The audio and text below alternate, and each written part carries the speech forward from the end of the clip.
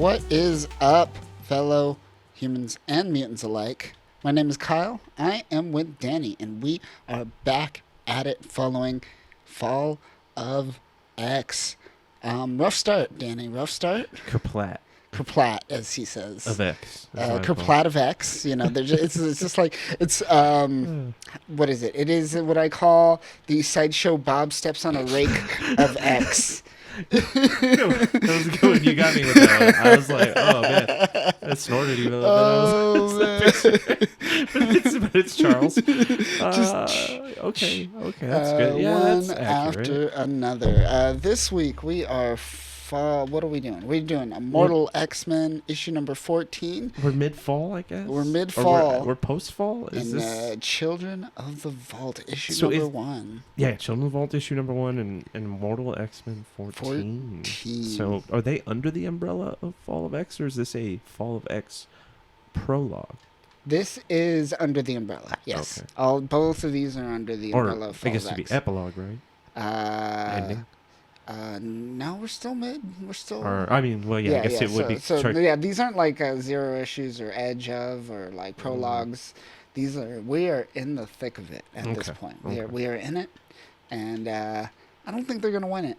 Well, I mean, it's like as if they've already lost it at this point. I mean, they got evicted. Yes. And there's only like a handful of mutants.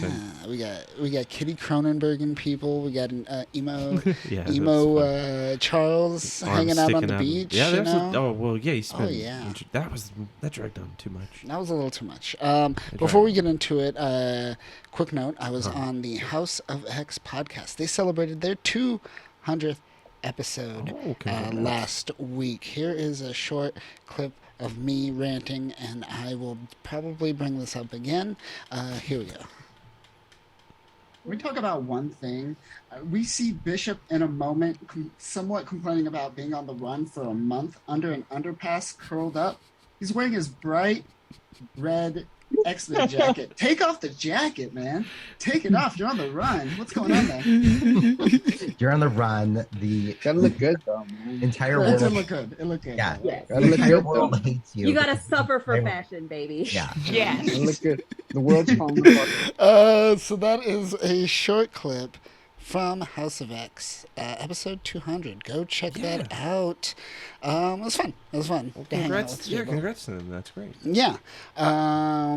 So let's get into this. Let's get into this. What was up with that jacket, man? What is up with that jacket? You brought that up too. I was like, that's not incognito at all. That's terrible. We'll get there. Immortal All X-Men right, first. all Immortal right, X-Men all right. first. We'll start off with this. All right. Okay. So right away they bring you down. They they remind bring you down that John with John Romita's dead, Romita's and dead. you're like, thanks. Yeah, and I'm like, I all don't right, need to cool. think about that Thank right you. now. Cool. X-Men are about to die. John Romita's dead in real life, and we're left with John Romita Jr. That's not good enough.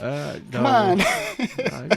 Yeah. All right. Rough times ahead. So we have Charles, right? He's hanging out. He's on Charles the in his beach. weird 5 o'clock shadow. And we literally just get some clips from the Hellfire Gala, just panels from the Hellfire Gala. like flashbacks to stuff you just read. That and you you're just like, read. Okay. And you've seen. I gotta cycle and back to these. You've been waiting. If you're reading the Fall of X, you're probably the person that's like, you read the Hellfire Gala, and you're like, all right, I'll see you next Wednesday, life. Yeah. And you're just thinking about this one issue until then. So we don't need this. This is what I'm getting at. No, you don't need this at all. No, there's a lot of padding. But we get Sebastian, right? Well, we jump into Shaw's storyline. We jump straight into Shaw's story after we get emo Charles, and he is doing his typical sellout, spineless, like trying to get the best dollar bang for his buck, but ultimately it's like the stupidest decision ever. It's always like this wacky, like it's yeah, he has comic villain like plots. It's like he almost has these tropes that he pulls from to try to swindle people. They even break it down in like a weird, like Hickman, like fucking, like chart, and they're just like, these are the different plans that we enact because I'm like almost a comic book villain. And he even breaks the fourth wall a bunch and mentions that he's not a real villain anymore because he gives up his mutant powers at the start of the scene. He straight up gives up his mutant powers. So he could stay on Earth. He injects himself with something that removes his X gene and allows him to become a businessman. Even rationalize it. He's like, what does he say? He's like, I've never been a mutant. I just have the mutant gene. Yeah, and he's whatever. Never felt a part of the crew. Yeah. So now he's just a businessman. He's just a evil corporate businessman. A rich businessman with his assistant Tessa, whose name's not really Tessa, but he doesn't care. Because he doesn't have his old assistant. His old assistant Tessa's dead. Wait, what happened to Tessa? I forgot. Honestly, it's been so long about any of the old Hellfire stuff, I don't recall. But, I mean, it's a weird throwback. Yeah, it is a throwback for sure. But he owns all Krakoan finances and apparently Krakoan property rights, so he thinks he does. Well, he's supposed to get that in the deal. That was the deal of his betrayal. Yeah. Or of his betraying the mutant. Right. Yeah. And turns out it's not going according to plan. Not going according to plan. Also, he's drinking the whiskey that Tempest made, which is perfect. The time age. Well, yeah. Still rocking that, right? Yeah, so he goes to meet Mother Righteous, right? Which he summons out in the middle of the floor of the Hellfire, or like just a regular Hellfire club, right? Which is like a Friars club. It's funny. This is like boom demons. Yeah, and he's yelling. He's just like, I broke the council. We did all these things. Where's my shit? Where's my shit? We had a deal. All this, and she's just all like, you are a businessman, right? And she's all like, you should know that the deals that I make are not of a business person. It's of...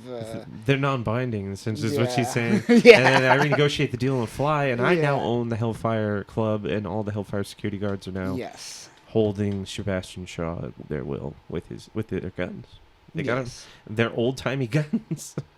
They look like it's like cartoon guns. So we're seeing a lot of assets being taken up in the Marvel universe. We got the Hellfire Club and all those assets going to Mother Righteous at the moment. Yeah. We see the majority of Stark Industries going to Fei Long, once an X-Men villain, now he's still just bitter over Mars. Yeah. He's just trying to get that Mars real estate. Yeah. Wants to rebid. So a lot of Krakoan assets are being like seized or bought up quickly. Yeah, it's a mass takeover. Yeah, and at this moment we get after he's been swindled, we get Emma coming to him. And her original, like kind of her old school outfit too, which is a nice throwback. It is, but it's also a funny angle. Also, like, what it's going for in this particular image. I mean, look at this angle. This is amazing. Yeah. Oh my! Like, what do you think his perspective is currently? It's just funny. It's like he's not seeing your face. He's seeing like a mound of boobs. And he's seeing your pretty much your crotch, all of it. It's all crotch shot. She's talking down to him from her crotch area. Yeah, literally. He's crotch level to her. But essentially, she's just like, "Yo, I'm disappointed in you. You played the short game when you could have played the long game, more or less, and you fucked up."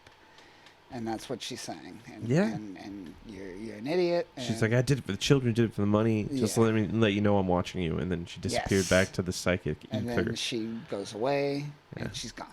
And he's like, comes out of his daze, right? He has tests there. He's like, what the hell's going on? Her and Charles like to do the big Titan thing when they go into people's brains. They like to make themselves like 10 times. It's like my mutant powers are making you see things. I'm overcompensating. Yeah, it is. Is it over? Oh, I assume you want to. You're trying to lord over it. You want to lord, right? You're lording. Exactly. It's lording. They're lording hard. But I get from the outside perspective, it makes It's just kind of funny.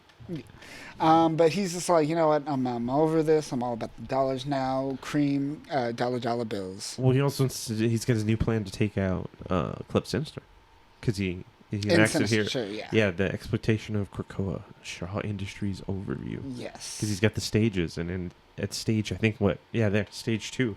He's gonna kill him.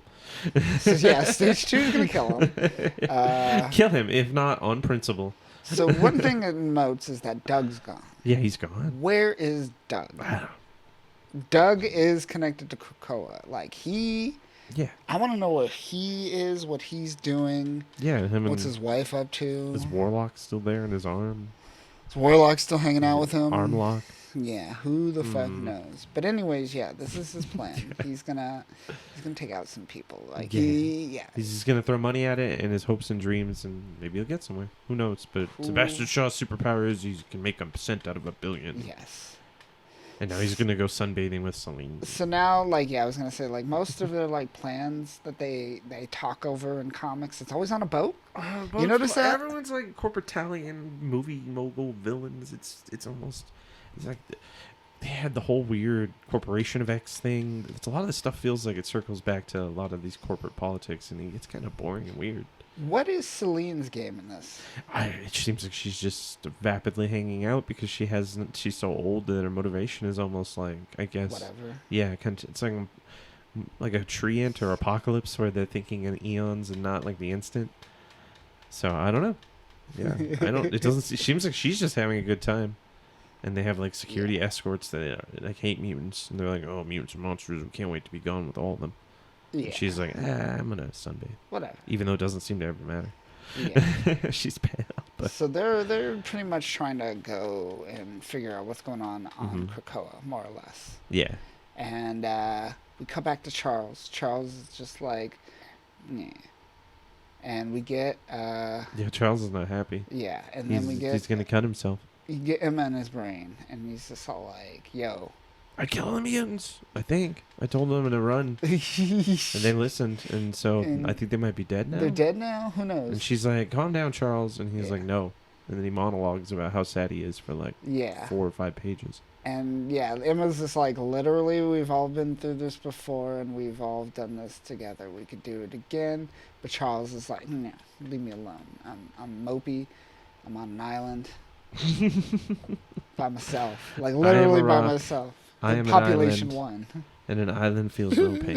Yeah, they keep saying that, but then other mutants pop in and out, and they're like, "There's just 1 mutant left. There's just 2 mutants left. No, there's just 1 again. 700 mutants. Look at this guy sleeping under this fucking overpass. He's got a mutant jacket on. He might be a mutant." So naturally, he doesn't. Shaw doesn't go out by himself. He sends out those soldiers, right? Well, there's these soldiers investigating to try to see if there's anything going on, and Charles sends them off with the Krakoan wildlife. And as they kind of get on the island, because they were saying there's monsters on the island. It's like they're not monsters on the island; they're just kind of projections.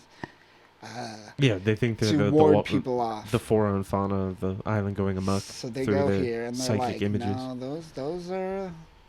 those are definitely monsters. We better bail. This don't look fun. And so then Charles gets to keep his island to himself. Take that, Shaw. Your plan foiled. Yes, this is my island. I shaved. No, I didn't. No, he did not. I'm still rocking that beard, that raggedy ass beard. Oh, and then it just fucking goes downhill from here. So this is where it goes uphill from here. You're crazy, fucking crazy. Whoa, what's going on? They go to the desert. The mutants are all there, and then Exodus is like, "Let's Exodus," and then they exodize. Yeah, pretty much. So we get some. We pretty much. It's great because we get Hope. Mm-hmm. We get Destiny. And we get Exodus, right? Mm-hmm. And they're the kind of like the only ones here. And we even get Hope going like, "Hey, we got like a lot of people here." What does she say? How many? Like 10,000? It's something where it's like it just sounds like a nice biblical number. But then she's like, "Oh, we got a bunch of D-listers here and whatnot." She's like, "It's not the cream of the crop, but we got some." Well, she's spent a lot of time with Cable, and Cable's just like, he's top tier, so she's kind of measuring everyone. Yeah. She literally spent most of her life growing up adjacent to him. I am one of the 5. Yeah. Like, I am the best. Like, without me, you all die. It's true. You gotta keep Hope alive, right? Gotta keep Hope alive. Destiny's freaking out. Hope slaps her. Mm-hmm. And then literally just like, are these analogies or is this actually what happened? No, this is well, you decide. I don't know. You decide as the reader. Is it literal, in your mind, literary? canon, whatever your head canon is, make it. The you can make it whatever you want. You see, it turns out Exodus is not a mutant. He's actually the personification of leaving.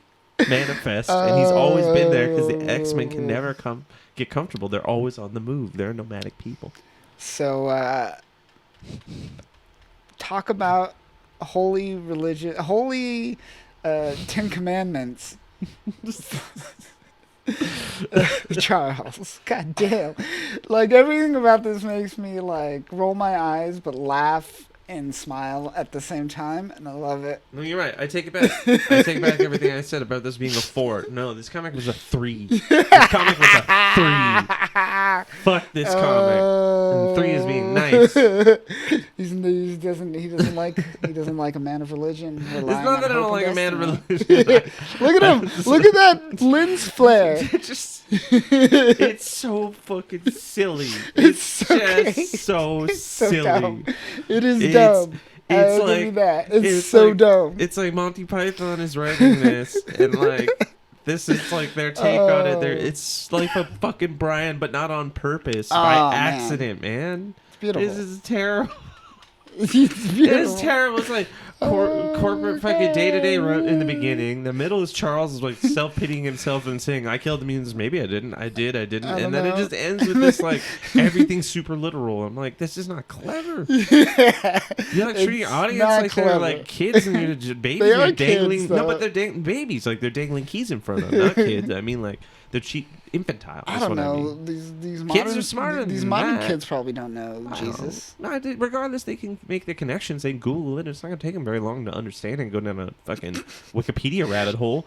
But they're going to be like, this is silly. Yeah, it's silly. It's not. It's dumb. It's not clever. It's dumb, just. But I love it. Look at it. Look at him. He's walking off. So he walks off into the distance as he leads his chosen people, the X-Men, the mutants, off out of the desert? Question mark. I mean, I love Exodus. He's one of my favorite mutants. But I mean, this is just weird. I don't even. And it's just you see Hope comforting Destiny in the background behind him. It's what is it? Yeah, why is the Destiny's like freaking? Because she can't see, right? She can't see. But and she's just all like, "Yeah, what are you talking about? It's just desert. There's nothing to see." And she's like, "No, in my brain, in my." She was just like, "I can't see the future." Yeah, that was funny. She's also blind too, so she's like, "Of course you can't see." Yeah. But man, this just got too on the nose. I mean. If you're gonna give this a pass, then you can't say what Scorsese did with the rat at The Departed is not fucking horrible. It's horrible. That you have to say that's that doesn't make clever. me laugh. That doesn't make me laugh though. How does it not? This it's makes a me little laugh. Rat. This makes me laugh. Literal rat. He's literally taking an Exodus biblically. He like got the iconography down. He got the right amount of people. The location. It was just like, are they cosplaying like fucking the Old Testament or something? And then people just like a flash mob doing a cosplay of the Old Testament, and then they leave. This is like a 2, man. I'm taking it down by the minute. We're gonna have a 10,000 people campfire, and people are gonna listen to my stories. Damn it! He says, "Leave your foreskins. Don't touch any of the pigs, and we're getting out of here." Oh yeah. Tired of this. So that ends Immortal X-Men, the chosen one leading his people. I love it. That comic was so bad it made Children of Vault good. The Children of Vault shouldn't be good. Shouldn't be good, but it's great. It has some good moments. Actually, pretty good. I dig it. You're gonna be rewarded if you're a long-term X-Men fan. Mm-hmm. With the Cable with stuff. With the Cable and Bishop stuff, like kind of all their past kind of coming back. They did do that Children of the Vault annual, though, in 2022, I believe. And that's what I was originally thinking of when they were like, Children of the Vault 1. And I'm like, I had heard that already. What do they mean, Children of the Vault issue 1? That's where it gets confusing when they do an annual and then immediately like, now issue 1. And then like in 5 years, they're going to be like, in Children of the Vault issue 1 again. And you're like, why are we recycling that storyline? What? One thing for Immortal X-Men, it was written by Kieran Gillen. Lucas Wernick did the art. And we got David Curiel and Eric Arciniega for the colors. Yeah. Art was great. Art was great. Yeah, that's why. You know what? I'll keep it at a 3 if it was for the art alone. But the writing felt like it was 3 people writing 3 different stories. They didn't even like knit together, which should easily knit together considering everything's based around what's happening in the moment. Right. But this Children of the Vault stuff is fresh. I liked this. This is interesting. It's kind of, dig this. So this is written by Dennis Camp, art by Lucas Maresca, and Carlos Lopez doing the colors. Okay. So let's get into this issue. So it starts off in the vault. The vault has completely changed from what it was before, right? It was kind of the Sentinel, right? I assume the Sentinel is in there still. Yeah. The somewhere. I think it shows it later. Yeah, Master Mold is is still in the area. They just built that because this is in Ecuador, right? Yeah. So they built that special housing to keep it quarantined because the mutants are like, whoa, these people, we got to watch them. Yes. So they have them all captured here, and then while everything's popping off, they get released. All the fucking Krakoan fail-safes start going south. And we don't know a lot of what the children are now, but we do know Serafina was one of them before, and she has drastically changed. Like thousands and thousands of years of evolution has happened while she was in her cocoon state, resting state. Yeah. So they're drastically different than when we saw them last. Yeah, they're always evolving because they have that special kind of design to their lifestyle where they integrated in a weird way with Darwin and brought that perma-evolution to all of their beings. Yeah. Which puts them at disadvantage to the mutants. And there you go, Master Mold. And there's the Master Mold. And I guess they're going back to the vault. They're going back to the main vault, and they realize that there's no more mutants, so their time is now. Our time is nigh. Our time is nigh. So who do we got? We got Serafina, Capitan, Pharaoh, Prisa, Luz, Atomo, Cable, and not Bishop. Prisa. But they're the mutants. Those are mutants. Yeah, so hopefully we'll learn more about them, or who knows, maybe they evolve again, maybe we don't even give a shit, who knows.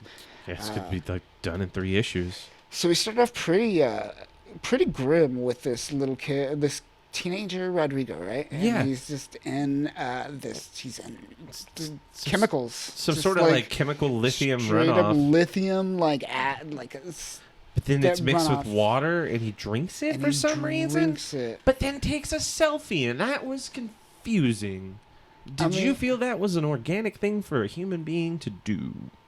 Ever. Take a drink and then do a selfie? I mean, I would wipe my face off first. No, like willingly drink like a poison and then take a selfie of yourself doing so for some reason. Like, well, I think he was taking a selfie of that in the background. Okay, I thought that was the timing was that showed up and it was a coincidence. I think he just drinks. This is his only source of water. Maybe. And that he just drinks this, and then he came over here, took a drink of water, had a selfie with this so much poison in his face right now. Just so much cancer dripping out of his mouth right now. It's ridiculous. Is it supposed to be like the irony of it all? And he's like, look at it, I'm drinking poison, and there's these people of the tomorrow that live above. Who knows? I don't know. Because we're going to learn about these cities. Yeah. He could be, I assume he should be living on these cities. So hopefully we'll learn more about what his deal is living below the cities. But we cut to Cable. So last we learned young Cable. He went back to fulfill his destiny of being a fucking sad fuck on the run in the future. And old Cable came back, and he's really hasn't made an appearance since then. So this is kind of his first appearance. So we're supposed to assume that he's been locked up by Orcus this whole time. He's being tortured, or less. Yeah. And he's being tortured right now. He doesn't have one of his arms. And they're just experimenting on him at the moment. They want to find out about past, present, future that he's been to. Exactly. They're trying to data mine him pretty much. Yeah. And that's when a giant explosion comes. And then out of nowhere comes our man, Bishop. Incognito. The Red Bishop. Incognito with that bright red fucking jacket. With the X-Men logo on it and dressed how he's always dressed, so people are like, oh, we could spy you. This is a great line, too. He's just like, what are you doing here? He's like, what do you think I'm doing? Working on my fucking memoirs? Let's go. Get out of here. Let's go. Memoirs of the Bishop. They get out of here. This is interesting because when you think of Cable, do you think I always think of like the burden of his past. I think of his stuff with Hope. I think of like all the future stuff. But his psychic abilities have always been like a second. You know, it's never been like the forefront. Yeah. Of Cable. And what it seems like they're setting up for Cable here is that like we're going to be relying on his psychic powers a lot because he's kind of all we got. Yeah, at the moment, or at least from their front, wherever their outpost a part is, of Bishop's crew. split. Yeah. But when it comes to telepaths, all the like Emma's gone, Charles is useless, and there's pretty much just Cable. Yes. So he's now going to focus more on it. I think a lot of that stuff that you didn't pick up on was due to the fact that he had to use his psychic powers to keep the technovirus at bay for so long. Right, I forget about that. He wouldn't use his psychic powers. He had to rely on his techniques and like his technology and his fighting and all that. His physical hand-to-hand combat, CQC, you know. CQC life. So now that he's not like having to deal with that stuff, it's pretty easy for him to just go carte blanche on his psychic powers and telekinesis. Yeah. So they're trying to escape. And they're getting out of here. He wants his arm, but they're like, "Fuck that shit." Well, Bishop's like, "We don't have time for that." And then he's just like, "All right." And then he essentially, there's a bomb in it. Well, Cable says, "Well, I wasn't lamenting that we're going to go back and get it. I was just sad that I have to leave it now, and I'll never see it again because I'm going to blow it up right now." Boop. Yep. And then, boop, and then he blows it up. He blows his arm up and it craters the entire building. It's pretty great. Oh, we forgot to mention that Cable's also been reprogramming everybody that he runs into thinking that they're Krakoan sleeper agents that are religiously and zealously patriotic for the mutant cause, and that they would die for Cable and the unmutantdom. So each one of them that he runs past turns around, starts shooting at everyone, and goes, "For Krakoa!" it's great. Even one guy is like, "I'm not here, but bury me on Krakoa, please." And he's just like, "No, you will never be remembered. You will be forgotten." Also, there's like a narrator like overlay where it was like his last wishes were not acknowledged. we're not honored. Yeah, we're not honored. Yeah. Yeah, and, it's good. And then they hop on a motorcycle and fly out. Or gun off. Yeah, there he is, bleeding out right there. That's a good one. That's a good panel.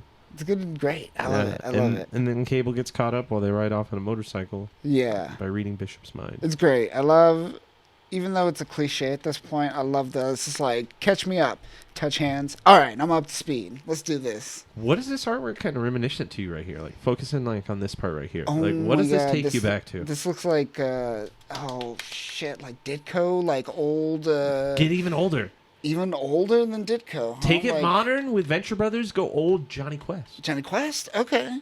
This is old school like Johnny Quest style. They like parody it in Venture Brothers a lot, but it's like how the head is imposed over all the different collages of stuff happening over time. Yes. That's really cool. I liked that. I like that art. That was really neat because like the last issue was good with art overall, but this was like something that was unique. Yes. It was definitely not anything iterative of what we've seen before to the point where it's like I could say that the Immortal X-Men blends in with like almost any X-Men issue over the last like 5 years. This stuck out right away. I was like, oh shit, this is really cool. Yeah, I definitely dig it.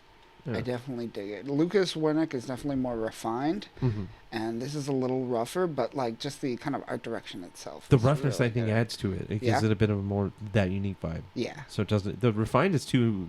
Everyone looks too refined. It's too clean. All the X-Men issues look too refined. For sure. I mean, if you're gonna go hardcore refined, and you want to be someone like Marte Garcia, that would be cool. You go extremely refined. So we get Bishop War Journal. What do we get here, Danny? Well, he slept behind a 7-Eleven. He slept in an underpass. He hid out in like an abandoned dugout from like a rundown school. And the whole time he just wore that X-Men uniform. God damn, he wore the fucking red as well just be jacket the fucking blue and yellow spandex from the 90s. I've been on the run. You don't understand. You can't. I gotta blend in. Shut up, Bishop. So we cut to the Children of the Vault, and they're now going. Children of the Atom. I did that a lot when reading too. Children of the Vault, and they're now going by the Children of Tomorrow. Yes. And they're kind of speaking out to all of humanity, right? They revealed themselves. They're like, we're the new saviors, and they do exactly what the mutants did, essentially. Yes. More or less. Yeah. In the ballpark. Yeah. They're like, we're going to give you technology. We're going to cure everything. Mm-hmm. We're going to make it great. And I could just think humanity at this point is like, what is going on? What is happening? Everybody just stop. Just leave us alone. Just go back. I don't care if I die of cancer at 50. At this point, I just want to be left alone. Leave me alone. I have immortality. I'm going to die tomorrow. I have immortality. I'm going to die tomorrow. You both keep going back and forth with this shit. I'm tired of it. But yeah, that's what they're doing. They're creating new cities. They're creating... they're specifically targeting third world countries. Yes, like first. places in Lebanon. Yes. Places in like actually. Oh, the craziest one was when they showed. That shot in the beginning. Like that was like in other parts of South America when they were just coming out from Argentina, I think, or Ecuador, where they were being stored. Chile. So they're moving around immediately. Like when they came in the scene, they went around South America and started just propagating their technology and hitting all these like lower impoverished places. All these places, they got cool hoverboards. They have fucking food for days. Yeah, whatnot. They start functioning as like a kind of quasi Avengers group, go around saving the day, stopping tsunamis, rescuing people from volcanoes and shit. Yeah, they're just helping people out. Yeah, it's all one of those like too good to be true kind of moments. Yeah, where you're like, okay, clearly we know they're nefarious. We've seen them in the past. Yeah, they're going to do something. They're taking this opportunity, and we see orcas too. They're kind of monitoring them. Yes, and at the same time, they're all like, "This is great!" Like they're taking a lot of the attention away from what we're doing right now. Yep. So fucking keep at it. And technically, they're humans too. They're just more evolved humans for the most part. But I mean, they're bled with Darwin, so doesn't that? I don't. I guess that mainly just boosted their jump-started their evolution faster. That's true. They're not like integrated in like a biomechanical way. They're more just they learned from it. Yeah, they studied it and reproduced it in their own tech. So we get them walking down. Where are they at? They're in New York. Okay. Oh, yeah, they're in Hell's Kitchen. This part's funny, though. It's great. He sees a guy who's like, "Hey, are you a mutant?" He's like, "And no." He's like, "Oh, Josh Brolin." Yeah, he's like, "Wait, I recognize you. You're Josh Brolin." And then he just walks past him. It was a good nod. Yeah, it was. Great nod. That was a good nod. So they're talking, and what they're talking about essentially is Cable kind of scanned... Bishop's mind, right? Yeah. And first they're going to one of Cable's safe houses, many safe houses that he bought in like 1890. Throughout time and in many places in space, he has safe houses all over the place. So they go to the safe house, right? He gets a new arm. He fixes himself a new arm and whatnot. And the Bishop's a little bitter because he's like, if I knew about this safe house, I could have done a lot more and didn't have to sleep under that fucking bridge and shit. Yeah. And then also Cable's like, I still don't forget the fact that you tried to kill Hope for like literally like across space and time, all dimensions, trying to kill my adopted daughter. So I'll always hate you, but we're the last two mutants. Let's do this, buddy. Yeah, frenemies. and that's what's pretty much happening. And then Cable gets his groove back with his classic like 90s like revamp of his old uniform. It's different, but it's similar. A little more slimmed down, less pouches, and only one shoulder side of the shoulder pads, which I kind of dig. Yes, I kind of dig. Brings the focus on the cyborg arm. I don't know if I like the X. Bring it down, or I don't know. But other than that, that actually could just a little bit so that belt buckle is like not blocking it. Yeah, but it's a good design. More or less, I dig it. Yeah, and we're seeing these two characters, right? They've had this past. They've had this like strife for so long. And now they're just like, well, fuck. At least we're mutants. Like that's the one thing we have. Yeah, that's the one thing that's kind of holding us together. It would be great if they cut to Bishop and he was in his original blue and like in yellow spandex, and he's like, "I'm ready, man. Let's do this." Because Cable had that whole thing about like the 90s were better, and Bishop was like, "Yeah, yeah." You're right. You're right. Was the 90s were better. Yeah. That'd be great if you just whipped them out. They just both, and they're like, "Let's do this." And then Wolverine's like, "I just get room for go, three, bub. I'm ready." He's already in it. Like, why did you do that? He's like, "I always wear it under my normal one." So this is when Cable kind of brings up the fact that he noticed something in his brain. Right? Yeah, he found an intrusion that wasn't psychic. It was some sort of evolutionary infection. Some type of infection. And he uses his Betty Boop robot that's called Hetty. What's it? Hetty. Nurse Hetty. Yeah, which is Tattoo Suite. Yeah, which is completely a pastiche It's just of Betty Betty Boop. Boop. Yeah, and it's just like an AI. Yeah, type that's of on his thing arm. On his arm, yeah. It's funny. I was like, all right. But this kind of virus isn't psychic. It's like, but it is. Well, there's the analysis page. If you go into the, I think one after this one, when he reveals it to him, it tells him the next one. Yeah, multiple parts. It's 68% weapon. What is it? All God version of the Weapon X project, or is that? So that's 16. So it is. I was going to say 16? this sounds like Hoxbox a little bit. No, it's 61% but it's Hoxbox. 61% Hoxbox. Okay. 46%. Hexus the Living Corporation. I don't Platonic Parasite. I don't know about that one. And then lastly, it's like the Technovirus, which is. Oop, go back. Oh shit! Scroll down a little bit down. A little bit down. There, yeah, Techno-Organic Virus. Okay, so how's 24%. So it's like it's 100%. Huh. Or no, wait, that doesn't make sense. Percentages don't. Those percentages make no sense. Yeah, I don't understand. What's happening? What is 24% of the aspects of the overall virus, maybe? I don't. And then each one is a percentage of that virus. No, I don't know. Still don't understand. I don't get it. I don't. These don't. What the fuck's going on here? I have no idea. But yeah, so we get this mishmash of many viruses. And it just explains the various viruses next to them and what they are, but there's nothing explaining what these percentages are. Yeah, the percentages make no sense to me. Yeah. But I assume that there's like a kill. So I know Comics Explained kind of said that this might be the seed to the phalanx. So remember when the phalanx, when a species is ready to give itself to the phalanx, they kind of all homogenize and do. I forgot. There's this thing that kind of speaks out to them, and that they're saying the seed might be this thing that kind of brings humanity into a collective that allows us to speak to the phalanx. Oh, I don't know. Shit, going back to the original House of Power stuff. Okay. Yes. Oh, I like that. That would be cool if they tied back to that. Yeah, that would be interesting. But that seems like a reach. It's a little bit of a stretch. The two things I'm thinking is this is either a part of that weird Orcus failsafe that they were putting out, yes, or this is something involving the Children of Tomorrow. I think it's and like their infection. Some type of failsafe that the Children of Tomorrow is probably putting in everybody, putting in people. Yeah.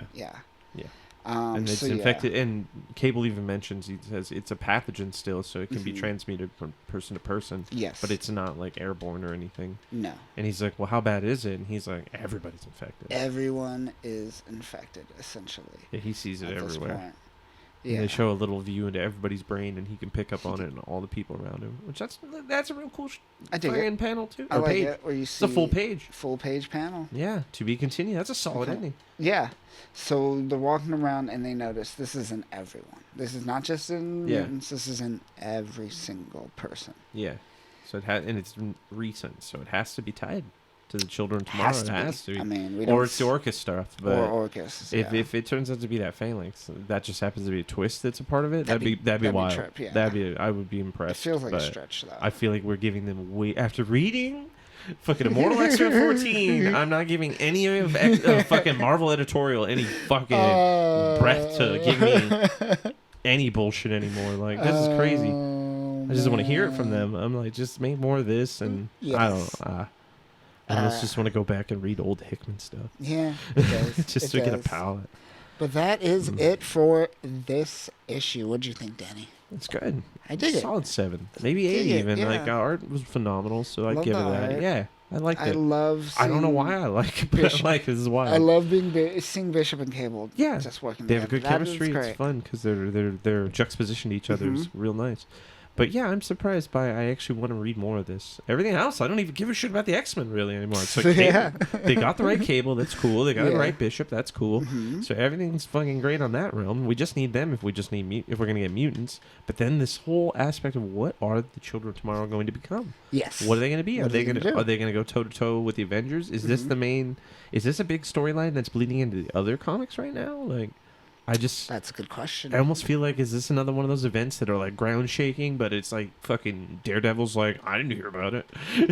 And I can hear the whole city. It's like, fucking hey, man. I'm hoping they're not going to make it another Inferno and just pull back. God, Jesus. That was not terrible. even pull back. It just or had Secret no Wars weight. or whatever. Yeah, like it's all these annual. There's events every quarter. Yeah. Every quarter. There's quarterly events now. It's not summer events. There's quarterly events. Yes. I feel like there's too much. There's too much going on. There's a lot going on. There's too much going on. There's mutant teams that are consisting of clones of people who are just time displaced clones. They're not even real clones. They're just literally you from a slightly different time. It's like I'm gonna have a team with like, oh, there's Kyle from Tuesday. There's Kyle from 10 years ago. There's Kyle from fucking a week from now. Yep. These aren't things. They're just slightly different. It's just chronologically off. It's not unique. It's not special. It's not like, what does Kyle from 3 weeks know to do? He knows that on Tuesday, he's going to remember to bring in the trash can because he's going to forget. It's wild shit. Well, that'll do it for us. I think next week is, your favorite, X-Men Red. This is how we know the end is 9. X-Men Red is back, and Alpha Flight issue 1. Alpha Flight That's issue how you 1. know. We It's got some all Alpha Flight. bad. We got some Dark X-Men. We got some Ghost Rider Wolverine. The Dark That's X-Men actually cool out. about. That one's out right now. We could Ghost read Rider that now. Wolverine, I would be which Ghost Rider?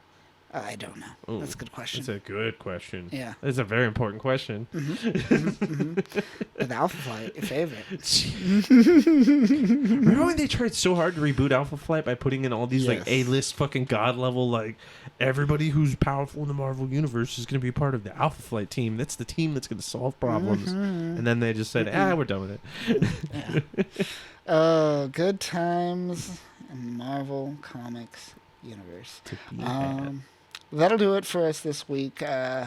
We will be back. We will be following the Fall of X. I know that New York Comic Con's doing a huge, they're sending out invitations for Emma and Tony Stark's wedding, so they're planning something big at New York Comic Con, so who knows what's going to happen there with that.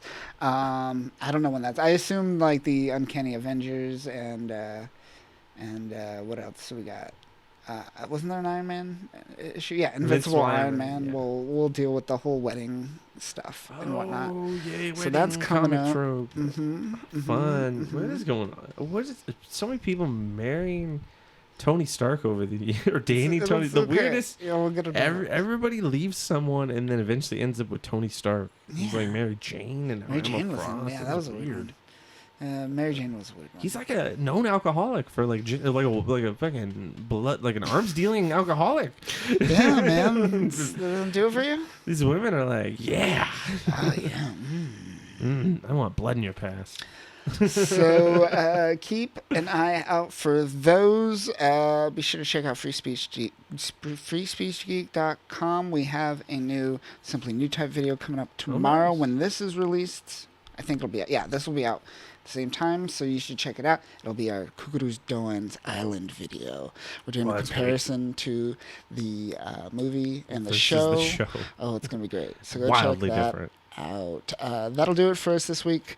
Remember, folks, the mutants will kill you. So go find an orphan to adopt and save from another future killing. Raise an orphan with Tony Stark. I'm sure he's got plenty of this Tony Stark could pull from. Goes in the past. He goes in the past and he finds a cave baby. Just get an orphan, send it to the vault, and then it'll raise itself. Ma, Dad, I'm 10,000. I miss you. What is up, fellow humans, mutants, and geeks alike? If you like this content, be sure to check out freespeechgeek.com, where we have a lot more content like this. Unlike other geek content sites, we focus on the minimal. That's right, we are talking about Mobile Suit Gundam and X-Men are our specialties, and that is it. Along with that, we do comic book convention coverage along with comic book panel coverage. So if you want to see more of that, be sure to check out Free Speech Geek on social media, as well as freespeechgeek.com.